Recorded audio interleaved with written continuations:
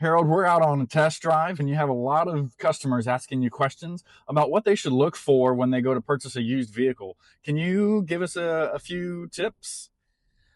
Yeah, that's a great question. Typically, when I personally go to look at a used vehicle or anything like that, one of the first things I like to do is I like to get to the car being cold. I make sure that the engine's not running, it hasn't been run, and I will check the oil level, pull the dipstick out if it has one, and look at the condition of the oil, make sure it's clean, it's not milky or anything like that, and also remove the oil cap and look down into the engine and look for any sludge or any buildup or milky residue from the oil condition. And then from there on, I will proceed and get the car started. You want to listen to a cold start of an engine, make sure that it sounds good, there's no abnormal rattles or noises coming from the engine, and that way you can rule out any potential problems.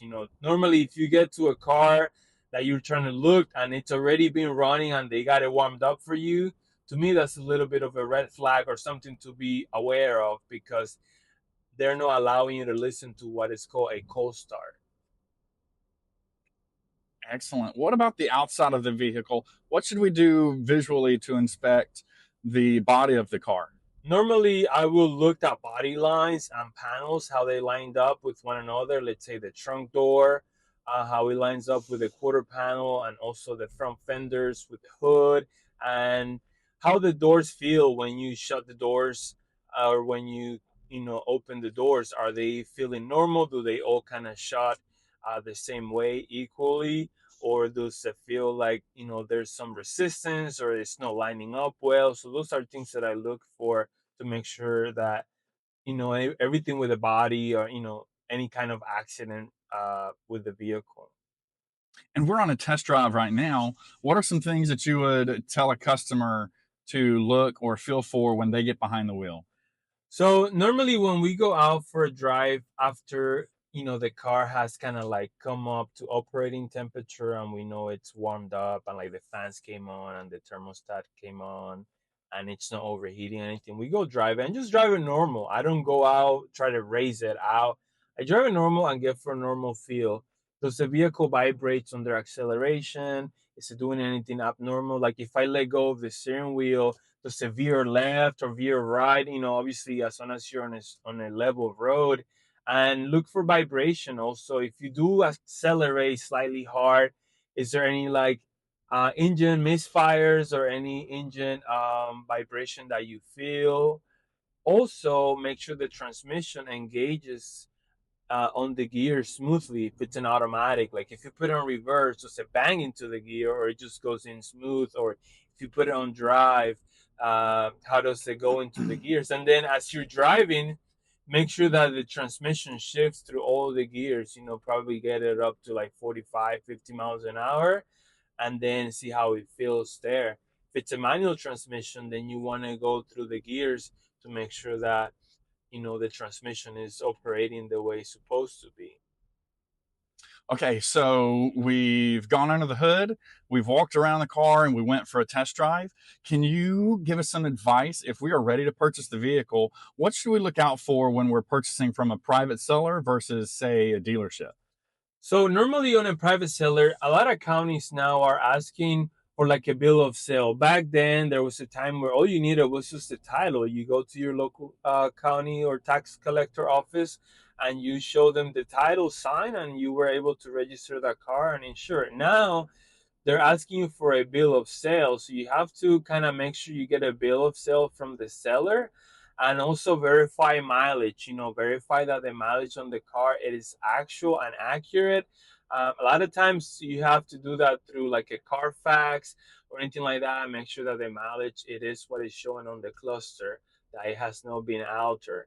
And those are the main things. When you buy from a dealership, it's different because they do handle all the paperwork for you, and they'll process everything for you instead of you having to do it yourself. So that's the difference of buying from a dealer or a private party. And you've already mentioned one red flag when if we show up and the vehicle is already running. and we didn't get to hear it do a cold start. Is there anything else that comes to your mind that would make you walk away from a vehicle? Well, yeah, if like it depends on what you're willing to kind of deal with. If let's say the transmission is not shifting properly, or the transmission is actually giving you a harsh engagement or anything like that, that would cause some type of red flag, obviously. Also, like if you see any smoke coming out from the exhaust, that could be something concerning. You would also kind of, when you drive in it, you can smell if there's any oil leaks, for like the burning smell of oil. You can look for that, and then so like if there is any sign of accident or anything being done, especially if the or the seller claims to be a clean title vehicle. Some cars can have like a fender bender accident or anything, which is normal. That doesn't mean that the car has a salvage title or anything like that. And a car that has a small fender bender is considered an accident, which it will be reported if they did report it, but it's not a salvage or rebuild title. Now, rebuild title are vehicles that have had much greater impact or a type of accident that the insurance company has um, made a salvage or rebuild title. The other thing you got to look out for too is flood vehicles. Flood vehicles are big deal, especially here in Florida. When we get like hurricanes and stuff like that, there's a lot of those cars that end up back in the market, and those are considered flood cars. You have to look for internals, and we can do another video on how to identify a flood car or not. It's an excellent point, especially living in Central Florida with the hurricanes and the weather that we can get down here as well. Okay, guys, that does it for us. If you like this content, be sure to like and subscribe. And as always, more miles, more smiles. That's right. Cheers.